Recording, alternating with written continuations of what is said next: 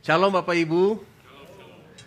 Puji Tuhan, kita sekarang ini masuk minggu yang kelima ya saudara, nggak disangka atau nggak berasa saudara ya, kita bisa masuk di bulan yang pertama saudara ya, boleh menyelesaikan bulan pertama di tahun 2023. Nggak berasa sudah satu bulan lewat saudara ya.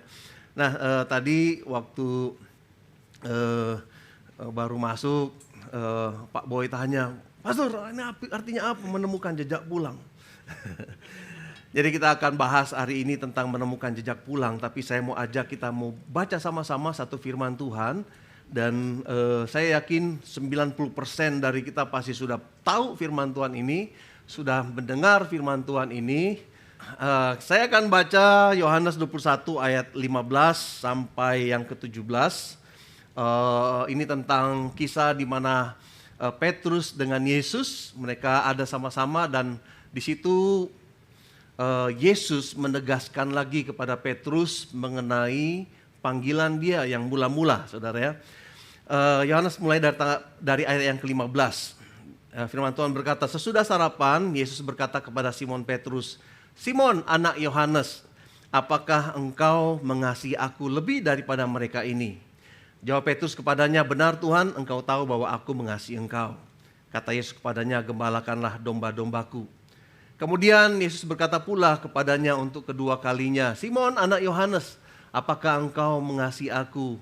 Jawab Petrus kepadanya, benar Tuhan, engkau tahu, benar Tuhan, engkau tahu bahwa aku mengasihi engkau. Kata Yesus kepadanya, gembalakanlah domba-dombaku. Kita baca ayat ke-17 bersama-sama, 1, 2, 3. Kata Yesus kepadanya untuk ketiga kalinya, Simon anak Yohanes, apakah engkau mengasihi aku? Maka sedih hati Petrus karena Yesus berkata untuk ketiga kalinya, apakah engkau mengasihi aku?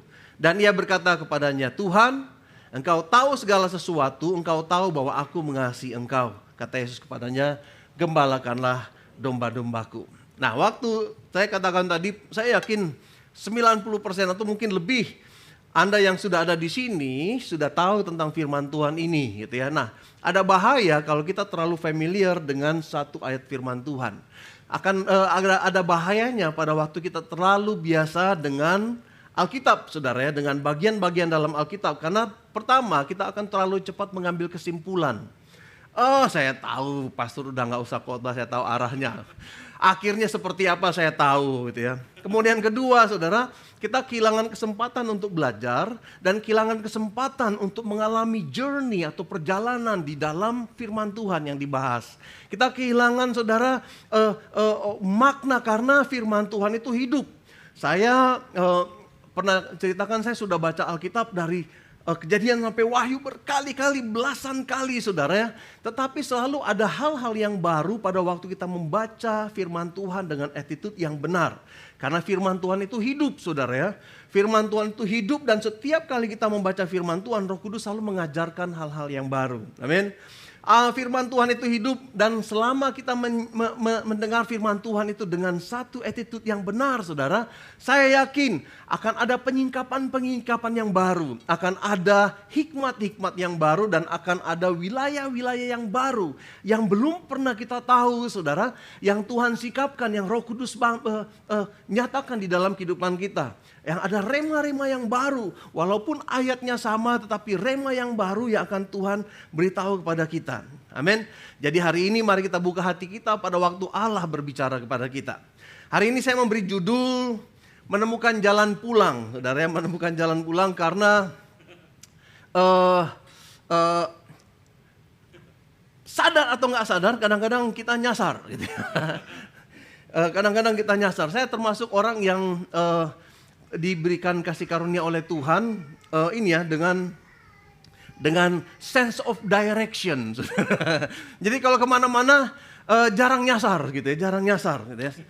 Yang penting ada pokoknya saya bawa mobil saudara di Amerika, di Inggris, di Jepang, di Korea, saudara ya, saya bisa navigate sampai jemaat dulu di Korea itu mereka terkagum-kagum, kok pastor bisa sih bawa mobil ngerti jalan-jalan di sini. Saya nggak terlalu ngerti, cuma saya yang penting ada GPS gitu.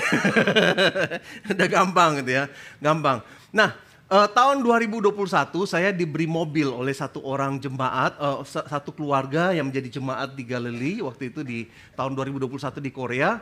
Mereka itu diplomat di Kedutaan Besar Republik Indonesia di Korea. Kemudian pada waktu itu mereka udah selesai masa jabatannya tahun 2021. Kemudian mereka kembali ke Indonesia. Oh 2001, sorry, iya. Kebanyakan 20. Kalau saya ini tolong dikurangi 20 sendiri ya otomatis. Tahun 2001 itu saya diberi mobil gitu ya. Elantra. Mobil Hyundai pertama yang saya miliki, dan saya sejak saat itu saya setia kepada Hyundai. Itu sebabnya saya diberikan jalan-jalan ke Turki 2 minggu yang lalu. Nah, dikasih mobil Hyundai itu, mobil Elantra itu usia mobil itu tahun 91. Udah, jadi waktu saya terima itu udah 10 tahun, tapi mobilnya bagus sekali. Jadi jangan bilang mobil Korea jelek-jelek. Karena waktu itu saudara benar-benar luar biasa sekali mobilnya. Karena waktu itu dirawat oleh teman ini, yang memberikan mobil ini kepada saya, saudara ya. Kemudian Anda perlu tahu bahwa saya sudah bisa bawa mobil sejak saya kelas 3 SD, saudara ya. Kelas 3 SD saya udah diajarin mobil sama papa saya. Kenapa dulu papa saya suka mabuk. Kadang-kadang kalau terlalu mabuk, terpaksa anaknya disuruh Pak belajar mobil gitu. Saya mau jadi waktu itu banyak kejadian-kejadian lucu karena oma-oma tiba-tiba teriak-teriak, karena lihat saya di belakang setir gitu. Masih kecil sekali waktu itu ya. Tapi saya bersyukur saya bisa bawa mobil dengan baik.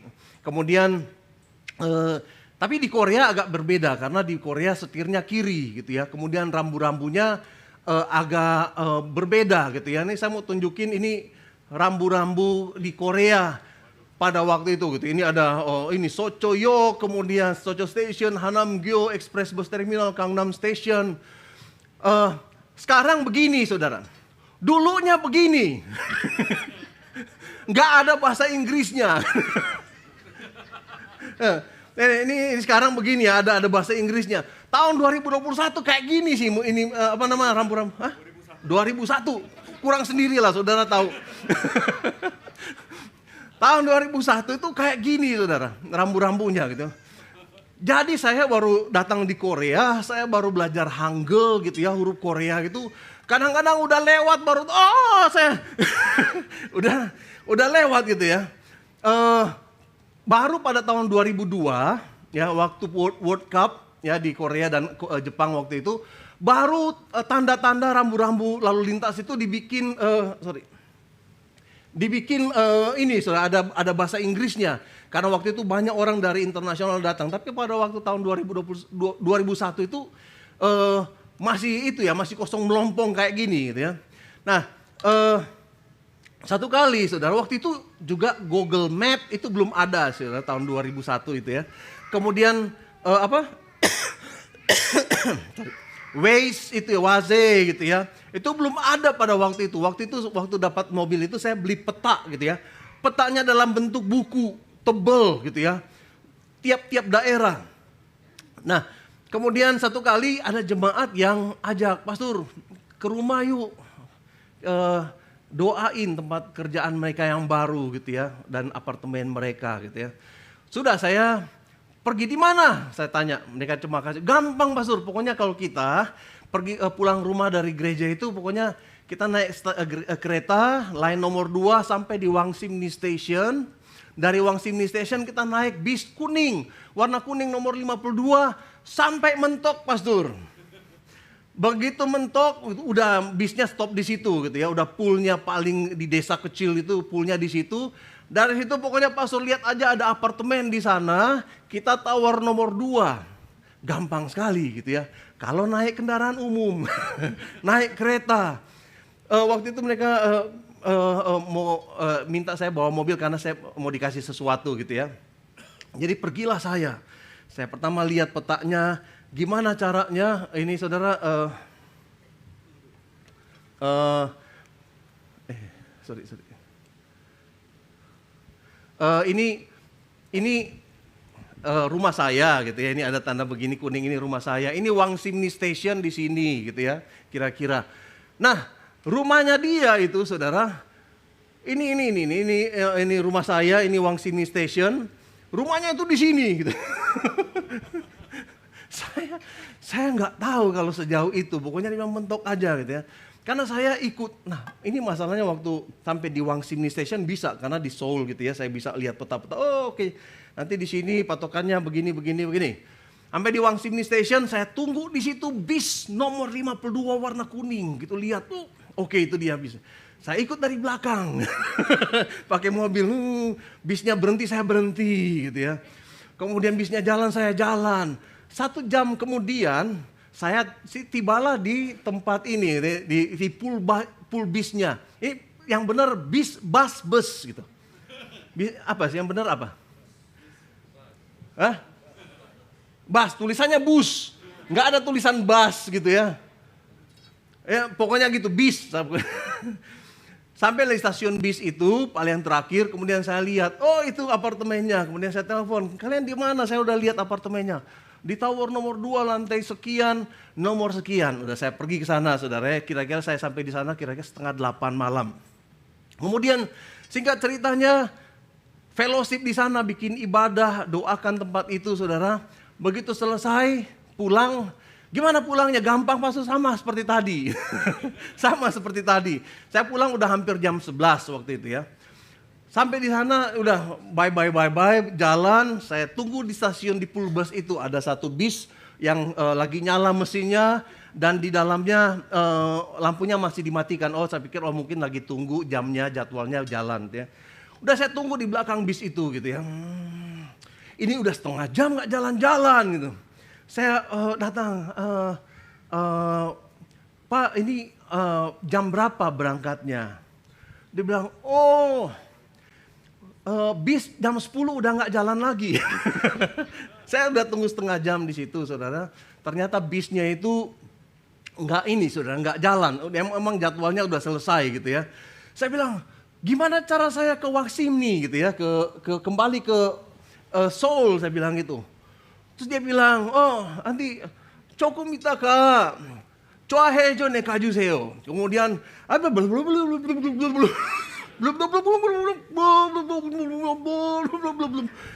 sampai di mobil saya bilang, dia ngomong apa tadi? Baru nyampe di Korea, belum ngerti bahasa Korea, dia udah jelasin kayak gitu ya. Saya cuma ingat pertama sampai di depan sana ada lampu merah belok kiri gitu ya. Udah saya pergi gitu, lampu merah belok kiri. Saya berusaha mencari tanda-tanda untuk pulang ke rumah, saudara. Saya udah panik waktu itu gitu ya. Jalanan sepi, emang udah kampung benar saudara. Ini perbatasan Korea Utara ini saudara ya. Ini saya takut nyasar gitu sampai ke sana gitu. Makanya panik gitu ya. Kemudian waktu itu saya waktu sampai di perampatan besar itu, ada saya kenali huruf Seoul gitu ya, kota Seoul. Karena ini benar-benar di luar kota. Oh oke, sana. Saya ikutin setiap tanda yang mengarahkan saya ke kota Seoul. Ini kota Seoul di sini ya. Ini kota Seoul itu di sini. Kota Seoul itu dibelah oleh Sungai Han di sini. Dan di sini ada satu pulau. Ini nggak terlalu kelihatan sini ya. Oh sini. Ini Pulau Yeouido. Mungkin Anda kenal Yeouido Full Gospel Church gitu ya. Gerejanya Choyonggi. Itu ada di situ. Itu pulau di tengah-tengah Sungai Han. Kemudian saya patokannya pokoknya sampai di Seoul. Begitu sampai di kota Seoul, saya akan cari Sungai Han gitu ya yang membelah kota Seoul ini. Kemudian saya akan ikuti ada jalan yang menyusuri Sungai Han itu. Kemudian saya akan cari ketemu, yang penting mesti ketemu tower yang namanya Seoul Tower atau Namsan Tower gitu ya. Dari situ saya tahu, oke kalau dari situ berarti arahnya ke arah barat. Kemudian dari situ menyusuri aja Sungai Han, nanti ketemu Pulau Yeouido, nyebrang ke Pulau Yeouido. Setelah di Pulau Yeouido itu, saya udah tahu jalan pulang, tinggal 3 kilometer dari pulau itu. Ya. Kemudian udah ya, saya ikuti semua Soul, begitu begitu ada tanda soul itu hati saya makin senang. Oh, berarti betul arahnya ke sana nih.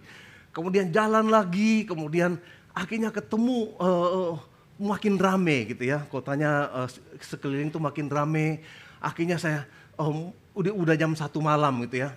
Kemudian sampai di itu saudara, sampai di kota Seoul, saya cari Sungai Hanggang gitu tulisan.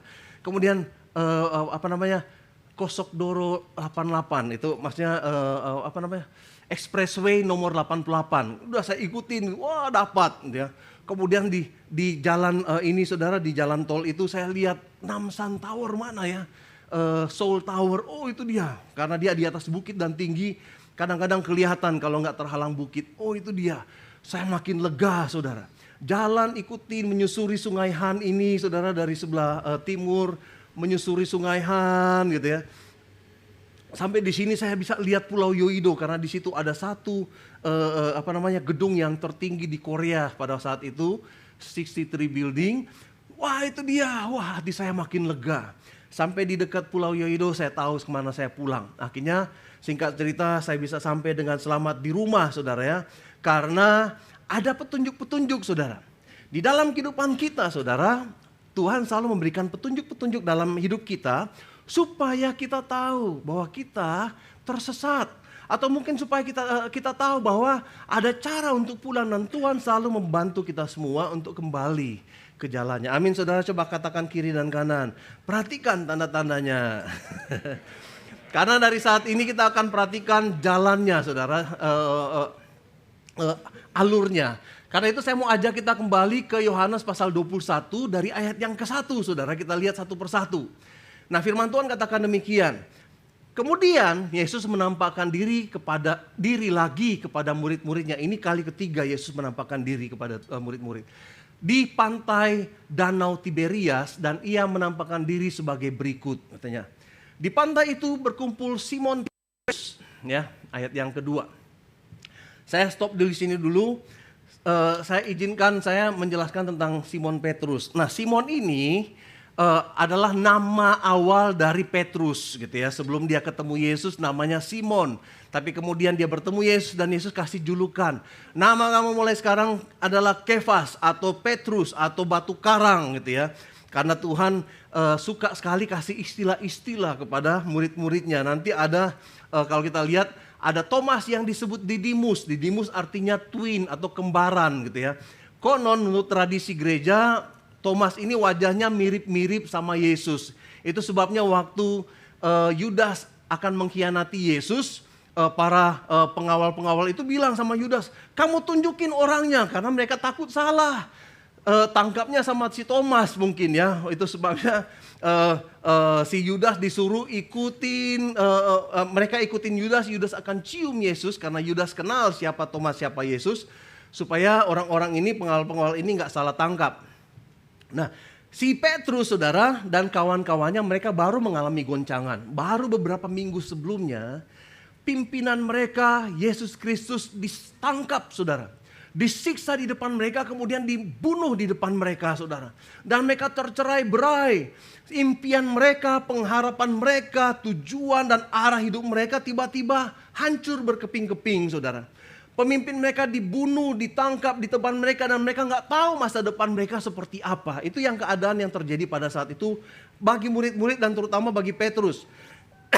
Mereka bingung harus melakukan apa di dalam keadaan itu. Apa yang bisa mereka harapkan, itu mereka bingung sekali. Dan walaupun Yesus sudah 2 kali sebelumnya sudah menampakkan diri kepada mereka, tetapi mereka tetap masih belum punya pegangan saudara. Mereka belum berani bertanya-tanya. Yesus belum ngobrol banyak dengan murid-murid ini gitu ya. Mereka nggak tahu rencana Tuhan bagi hidup mereka seperti apa. Itu sebabnya pada waktu itu Petrus melakukan satu movement ya saudara ya. Kita lanjutkan ya saudara. Kemudian Petrus, Simon Petrus, Thomas yang disebut Didimus, Nathanael dari Kana yang di Galilea, anak-anak Zebedeus dan 2 orang murid lainnya. Mereka, Simon Petrus berkata kepada mereka gitu ya, aku pergi menangkap ikan.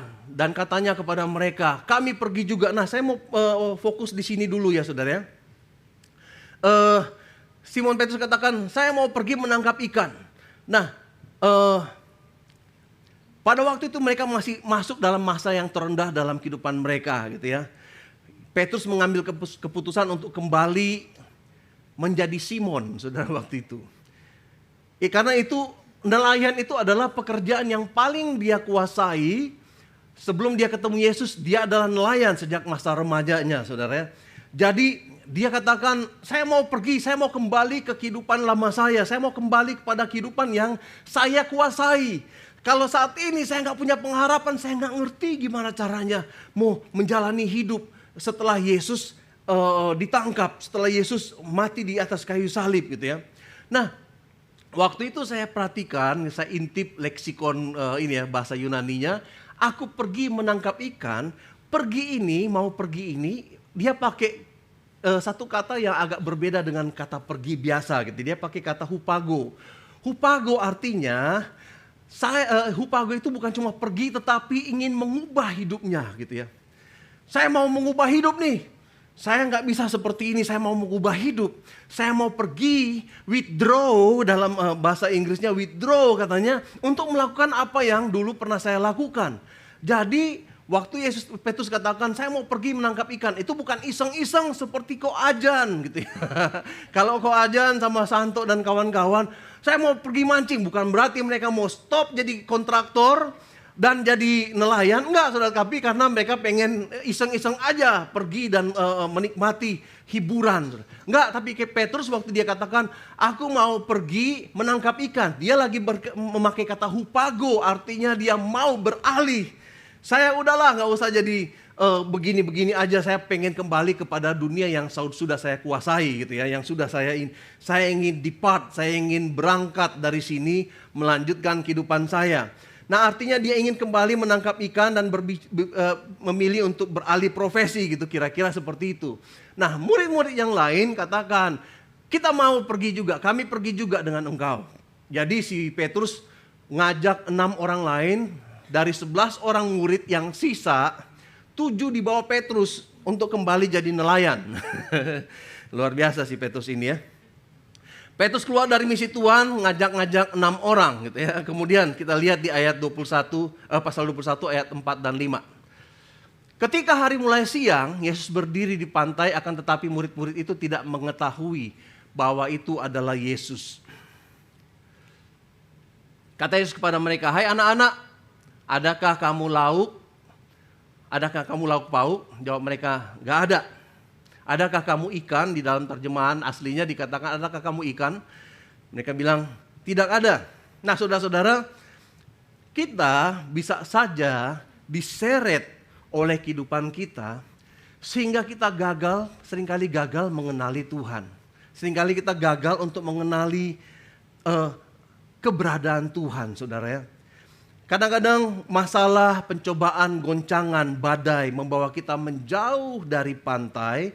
Dan Anda mungkin gak lagi memikirkan Tuhan. Anda mungkin berpikir Tuhan sudah jauh dan tidak akan melakukan apa-apa. Anda mungkin berpikir bahwa Tuhan sudah meninggalkan Anda. Tetapi saudara, dalam keadaan apapun pada hari ini saya mau ingatkan kepada Anda bahwa Dia ada di pantai. Amin. Dia menunggu kita saudara, Dia menanti kita. Mungkin kita gak kenali seperti murid-muridnya pada waktu itu. Anda mungkin gak mengenalinya, tapi Dia ada di sana saudara. Dia berusaha mencari perhatian Anda. Mungkin Anda gak kenali, tapi Tuhan selalu mencari perhatian gitu ya. Tuhan katakan kepada mereka, hei anak-anak, adakah kamu punya lauk pauk? Tahu gak, di sini Tuhan lagi bertanya sesuatu yang gak mereka punya, sesuatu yang gak mereka miliki. Dan hanya Tuhan yang bisa menjawab keadaan yang mengenaskan seperti ini, saudara. Mungkin Tuhan akan tanya kepada Anda, saya berusaha cari nama yang nggak ada di sini. Kalau ada di sini saya mohon maaf gitu ya. Mungkin dia lagi tanya, hei Markus, ada harapan nggak? Padahal mungkin waktu itu si Markus sedang dalam keadaan tanpa harapan. Hei Bambang, ada nggak Bambang di sini? Mudah-mudahan nggak ada. Masih semangat gak? Padahal si Bambang misalnya sudah mulai patah semangat dan mulai putus asa. Mungkin Yesus berkata, hei Lita. Mudah-mudahan gak ada lah Lita di sini. Bisa move on nggak? Lita katakan, aduh susah move on dengan keadaan terpuruk seperti ini. Hei Fernando, ada damai nggak? Aduh, kok Pak Boy yang jawab nggak ada. Nah di sini Tuhan sedang menunjukkan siapa dia sebenarnya, saudara. Tuhan tahu waktu Tuhan tanya seperti itu, Tuhan lagi menarik perhatian kita, saudara. Tuhan lagi menarik perhatian kita karena hanya Dia yang punya jawaban dalam kekurangan dan ketiadaan kita, saudara. Segala sesuatu yang kita nggak punya, Tuhan punya. Dan Dia tahu kita nggak punya. Makanya Dia tanya, lu punya nggak yang ini? Gue punya loh. Saya punya loh yang kamu pengen, yang kamu inginkan. Di ayat yang ke-21, ayat yang ke-8 dikatakan gitu ya. Kita lihat dari anak...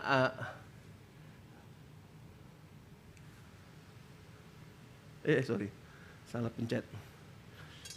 Bisa nggak itu yang di pasal yang ke-6, ayat yang ke-6 dan 7 ya. Nah ayat yang 21 ayat 6 dan 7, maka kata Yesus kepada mereka, tebarkanlah jalamu di sebelah kanan perahumu, maka kamu akan peroleh.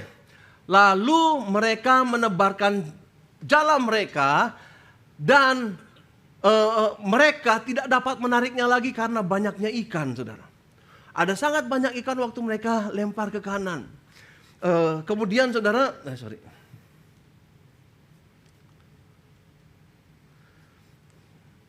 ini masalahnya kalau pakai laptop, saudara, pakai komputer, suka gini, salah pencet, tiba-tiba hilang.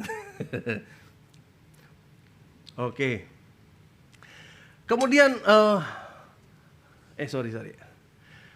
maka murid yang dikasih Yesus itu berkata kepada Petrus, itu Tuhan.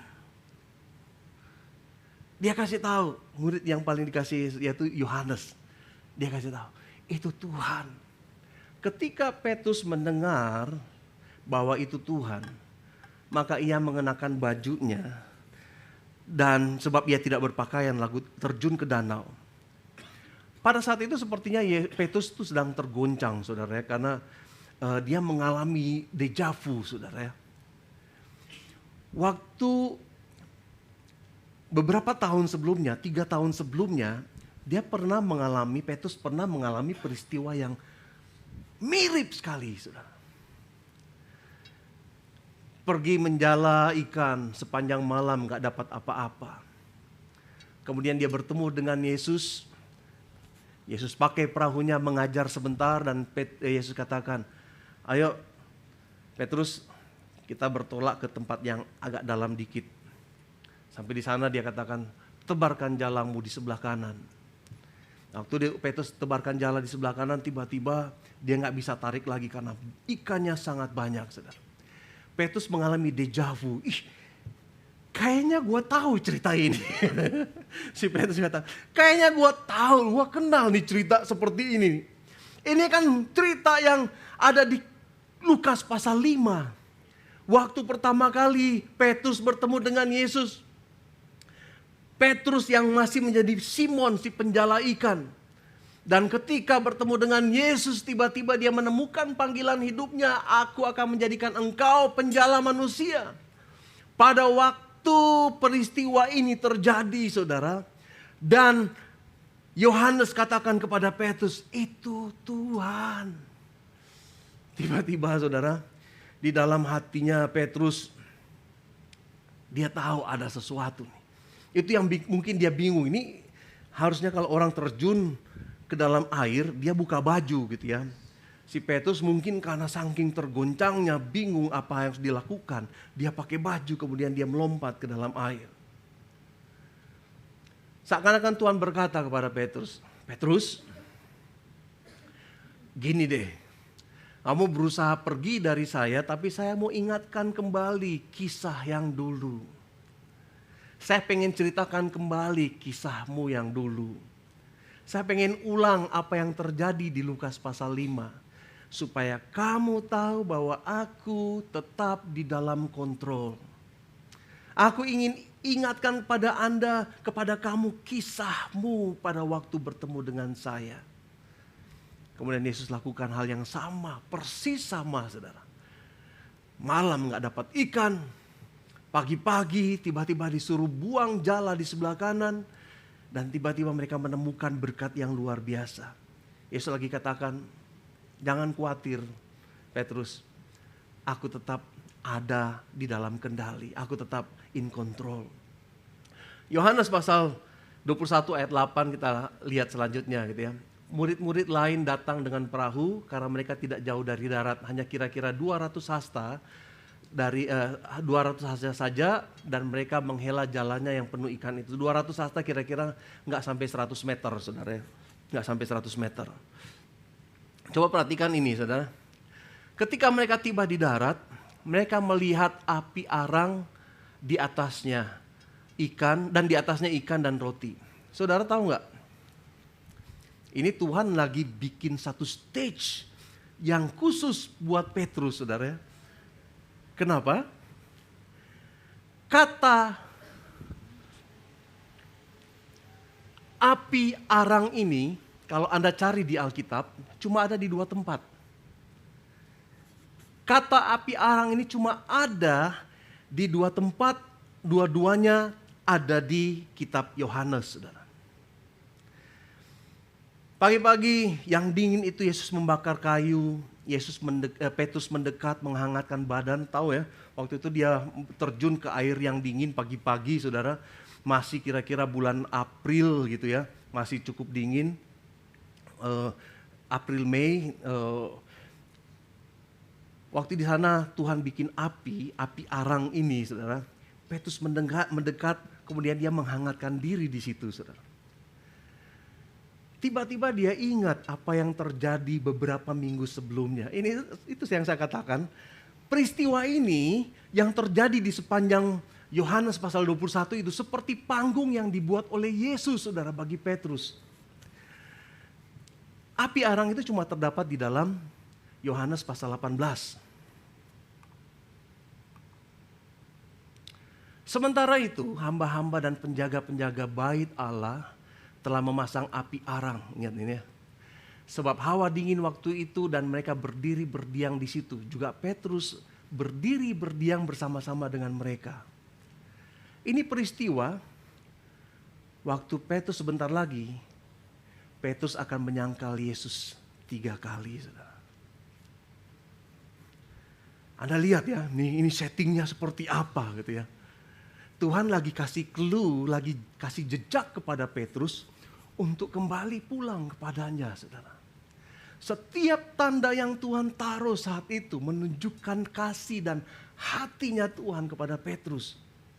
Luar biasa ya, Tuhan seringkali pakai hal-hal yang membuat kita nggak bisa menolak atau menyimpang lagi. Waktu Tuhan memberikan clue demi clue kepada Petrus di depan matanya, saudara.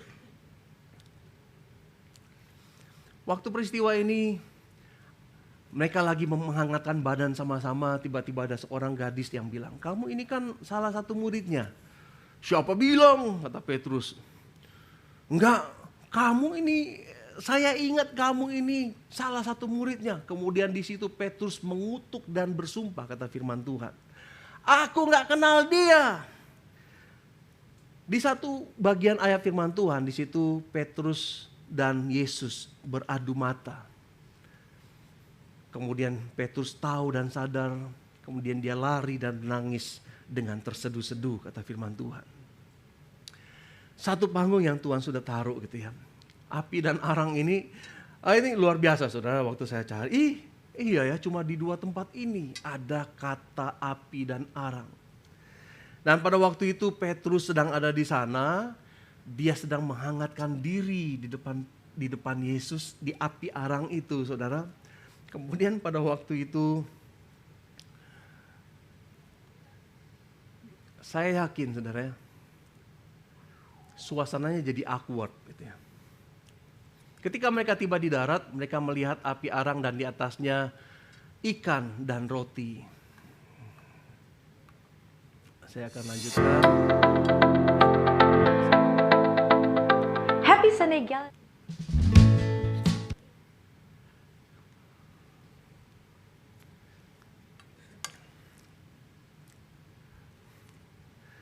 Kata Yesus di ayat yang ke-10 gitu ya. Kata Yesus kepada mereka, bawalah beberapa ikan yang baru kamu tangkap itu. Simon Petrus naik ke perahu itu lalu menghela jala itu. Bisa ditampilkan ayat yang ke-11. Simon Petrus naik ke perahu itu lalu menghela jala itu ke darat, penuh ikan-ikan besar. 153 ekor banyaknya. Ini di Yohanes pasal 21 ini setiap kata-katanya itu sangat detail sekali ya. Bahkan jumlah ikannya juga sangat detail. 153 ekor banyaknya. Kenapa 153 ekor? Entahlah bagaimana, tapi nanti kita akan bahas setelah ini. Sungguh pun sebanyak itu jalannya tidak koyak. Lalu kata Yesus kepada mereka, marilah dan sarapanlah. Tidak ada di antara murid-murid yang berani bertanya kepadanya, siapakah engkau? Sebab mereka tahu ia adalah Tuhan. Yesus maju ke depan, mengambil roti dan memberikannya kepada mereka. Demikian juga ikan itu. Anda bayangkan pada waktu itu, saudara. Hati Petrus dan murid-muridnya waktu itu. Waktu Tuhan menyingkapkan di hadapan mereka. Bayangkan Petrus ketika diingatkan setiap peristiwa yang dialami bersama Yesus. Mungkin Petrus saat itu sedang berlinang air mata. Gitu ya. Tapi dia gak berani ngomong. Hati murid-murid yang lain juga mungkin penuh pertobatan, penuh syukur, penuh kasih, penuh kekaguman. Hari itu mereka semua merasa bahwa mereka diterima, mereka dikasihi, mereka dimengerti, mereka diampuni. Yohanes 14 berkata, itulah ketiga kalinya Yesus menampakkan diri kepada murid-muridnya sesudah ia bangkit dari antara orang mati. Setelah ini adalah 3 ayat yang terkenal yang kita baca di awal firman Tuhan khotbah ini, saudara. Yohanes pasal 21 ayat 15. Yesus bertanya kepada Petrus, Simon anak Yohanes, apakah engkau mengasihi aku lebih daripada mereka ini? Simon anak Yohanes, apakah engkau mengasihi aku sama seperti mereka ini? Lebih daripada mereka ini. Nah, saya pengen garis bawahi yang di sini gitu ya. Waktu Yesus tanya, Simon anak Yohanes, apakah engkau mengasihi aku lebih daripada mereka ini?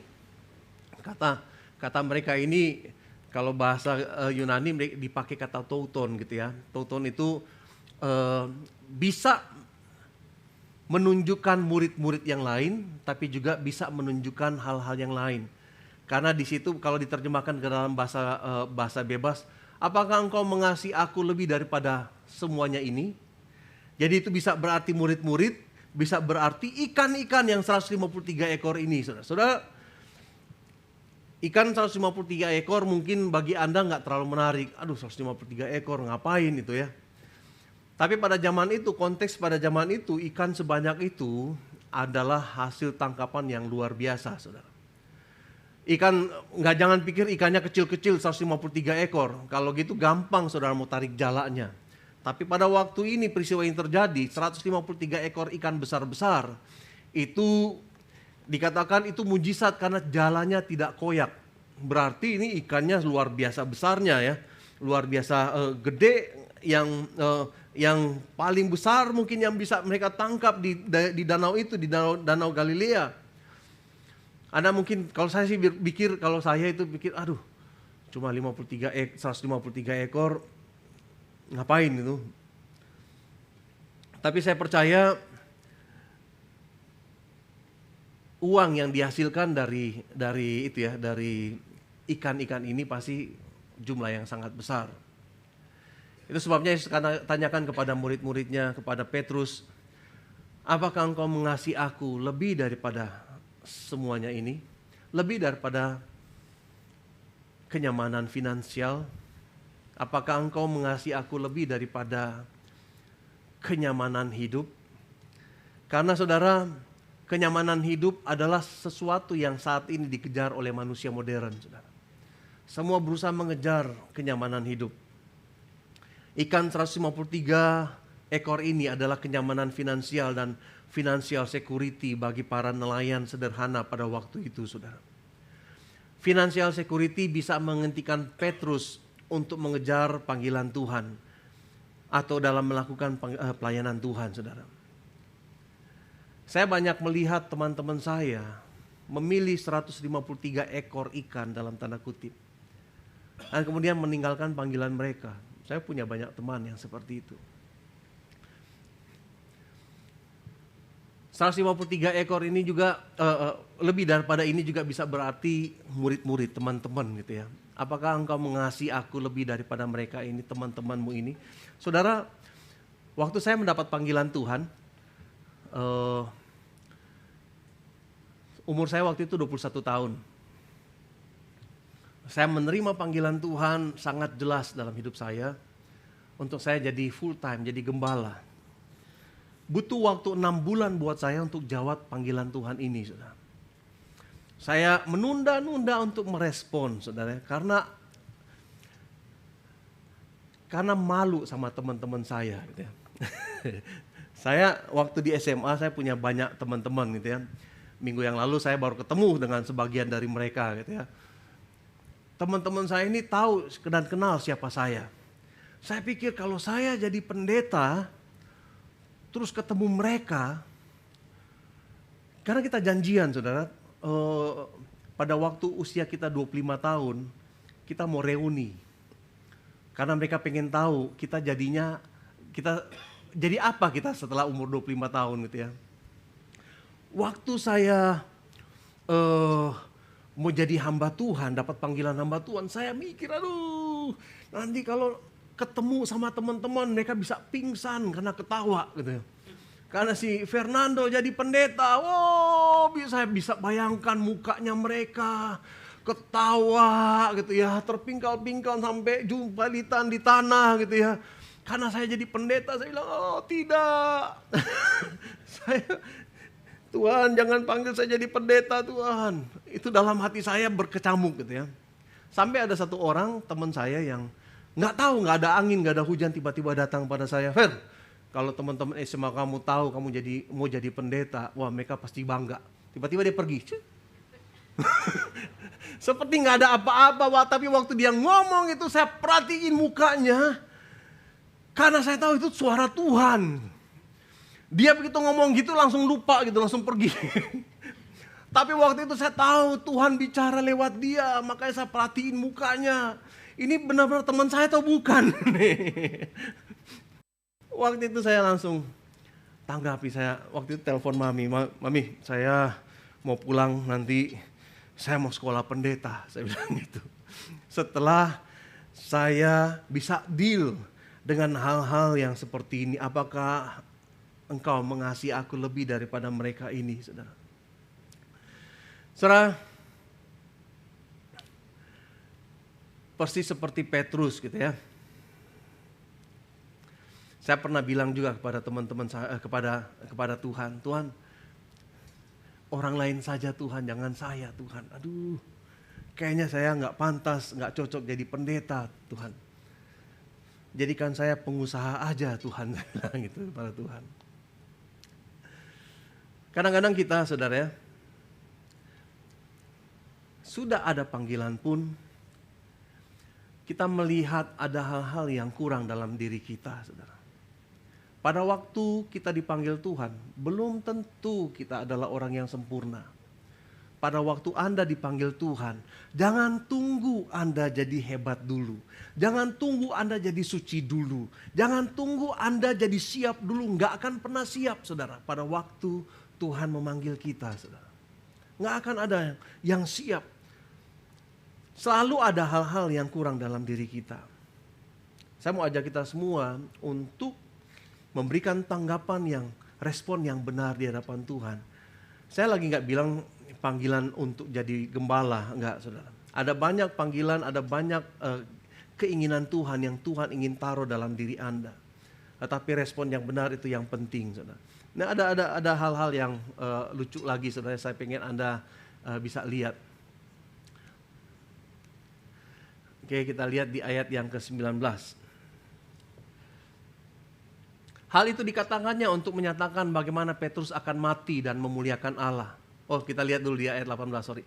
Aku berkata kepadamu, begitu Petrus katakan dengan berani, aku mengasihi engkau. Kemudian Yesus katakan, aku berkata kepadamu, sesungguhnya ketika engkau masih muda, engkau akan mengikat pinggangmu sendiri dan engkau berjalan kemana saja kau kehendaki. Tetapi jika engkau sudah menjadi tua, engkau akan mengulurkan tanganmu dan orang lain akan mengikat engkau dan membawa engkau ke tempat yang tidak kau kehendaki. Dan hal ini dikatakannya untuk menyatakan bagaimana Petrus akan mati dan memuliakan Allah. Sesudah mengatakan demikian, ia berkata kepada Petrus, ikut aku. Keputusan kita yaitu mengikut Tuhan. Entah apa yang akan terjadi dalam kehidupan kita itu urusan Tuhan nantinya. Saudara, Petrus sudah dikasih tahu oleh Tuhan, kamu akan mengalami penderitaan, kamu akan mengalami aniaya, kamu akan mengalami ini, kamu akan mati dengan mengenaskan oleh karena namaku, oleh karena pelayanan. Saya mau ajak kita semua untuk terus berani, saudara, karena satu saat, gitu ya, satu saat yang paling penting adalah bagaimana kita menyelesaikan pertandingan kita di bumi ini, saudara. Amin. Satu saat, it is about how we finish it. Ini tentang bagaimana kita menyelesaikan semuanya. Bagaimana kita setia sampai akhir. Bagaimana kita setia pada waktu Tuhan datang kembali. Urusan kita, urusan Anda dan saya, yaitu ikut Dia. Coba toel kiri kanan dan katakan, ikut Dia. Tetapi engkau, ikutlah aku. Kita lihat di sini ya. Ada yang lucu. Ini Petrus itu tengil gitu. Agak tengil juga gitu ya. Coba kita lihat. Setelah Yesus katakan kepada Petrus, Petrus kamu akan menderita, kamu akan begini, kamu akan begitu, kamu akan begini, akan begitu. Kemudian Petrus lihat di sebelahnya. Ketika Petrus berpaling, ia melihat bahwa murid yang dikasih Yesus sedang mengikut mereka, yaitu murid yang pada waktu mereka sedang makan bersama duduk dekat Yesus dan yang berkata, Tuhan, siapakah yang akan menyerahkan engkau? Ketika Petrus melihat murid itu, ia berkata kepada Yesus, Tuhan, apakah yang akan terjadi dengan dia ini? Jawab Yesus, jikalau aku menghendaki supaya ia tinggal hidup sampai aku datang, itu bukan urusanmu. Ingat, itu bukan urusan kita, saudara, tentang orang lain. Tetapi kamu ikutlah aku. Waktu Petrus berpaling, dia lihat dan Tuhan katakan, Tuhan, si Unyil ngapain? Karena Petrus itu yang paling bungsu. Yohanes itu yang paling muda, paling kecil. Menurut tradisi katanya dia itu masih remaja, waktu itu masih imut-imut. Jadi waktu Petrus baru dikasih tahu kamu akan mati dengan cara seperti ini. Pokoknya hidup kamu menderitalah. Begitu ngomong begitu, Petrus lihat si Yohanes lagi makan ikan. Petrus naik darah. Si Unyil ngapain? Mungkin kayak gitu. Saking kesel. Loh, dia ngapain kalau gitu? Kok gue yang gak enak semua? Dia lagi makan ikan sambil ikut-ikut Petrus sama Yesus lagi ngobrol. Si Yohanes ikut dari belakang sambil makan ikan gitu. Yesus katakan, terserah gue dong gitu. Terserah saya. Dia mau hidup sampai saya datang kembali. Atau dia mau bagaimana. Itu bukan urusanmu. Urusanmu ikut aku. Saudara, nggak ada yang tahu. Ya, Petrus tuh pada saat itu nggak tahu gitu ya. Karena Yohanes adalah satu-satunya di antara murid-murid Yesus yang mati karena usia tua, saudara.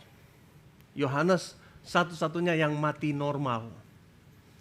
Yang lain, Petrus mati disalib dengan terbalik gitu ya. Thomas mati di India karena ditombak gitu ya, dipanah sampai mati gitu ya. Kemudian Yakobus belum apa-apa, belum bertanding sudah dipenggal kepalanya gitu ya. Murid-murid yang lain, saudara, mereka mati nggak wajar, dalam arti mati dibunuh. Yohanes, saudara, adalah satu-satunya orang yang mati karena tua gitu ya. Itu pun karena orang-orang Roma udah bohwat. Gimana cara bikin dia mati? Dia udah berkali-kali dibunuh, mau dibinasakan, saudara. Tapi nggak mati-mati, saudara. Terakhir kali si Yohanes itu digoreng hidup-hidup, nggak mati juga. Makanya dia setengah mati tapi nggak mati. Akhirnya si Yohanes dibuang ke Pulau Patmos supaya dia nggak menjadi racun dalam tanda kutip kepada kerajaan Roma. Di sana, saudara, dia mati di Pulau Patmos, tapi di sanalah dia menulis kitab Wahyu, saudara. Saudara, kita nggak tahu, jangan bandingkan diri kita dengan orang lain. Pada waktu Tuhan panggil, jangan bersungut-sungut dan bandingkan diri kita dengan orang lain. Petrus katakan, dia enak-enak aja gitu. Kok saya yang susah-susah saya, kok terus si Yohanes yang enak-enak aja. Dia belum tahu gitu. Kalau Yohanes katakan, tukeran yuk. Lu yang digoreng, gua salib terbalik. Mungkin dia juga nggak tahu. Saudara, kita nggak tahu apa yang akan Tuhan kerjakan. Setiap pribadi punya tugas masing-masing dan itu hanya bisa dilakukan oleh mereka. Dan kita nggak usah iri dengan orang yang lain. Anda nggak bisa iri, saya nggak bisa iri dengan hamba-hamba Tuhan yang besar yang lain, saudara. Karena apa yang mereka alami itu berbeda dengan yang saya alami. Panggilan mereka, inspirasi mereka berbeda dengan apa yang Tuhan kerjakan dalam diri saya. Apa yang Tuhan kerjakan dalam diri Anda pun demikian, saudara. Berbeda, nggak usah iri dengan proses yang Tuhan sudah berikan kepada setiap kita di sini, saudara. Ada masanya, ada waktunya, ada kejadiannya di mana kita semua diproses oleh Tuhan. Karena itu pada saat ini urusan kita, urusan Anda dan saya, yaitu ikut aku. Amin, saudara. Saya minta pemain musik untuk maju ke depan. Saudara, pada hari ini saya cerita tentang satu kisah perjalanan Petrus untuk kembali pada waktu dia mulai menyimpang dan ingin kembali ke dunia lamanya. Saya nggak tahu di bagian mana dalam kisah ini, dalam cerita ini yang cocok dengan Anda, saudara. Dimanapun posisi Anda saat ini di dalam kisah perjalanan Petrus, ingat, Yesus katakan, kamu ikutlah aku. Dimanapun posisi Anda dalam kehidupan ini, Tuhan mau kita setia. Tuhan mau kita taat sampai pada akhirnya. Tuhan mau supaya kita tetap pure di hadapan Tuhan, tetap mengikuti Dia. Kita mau bangkit berdiri saat ini.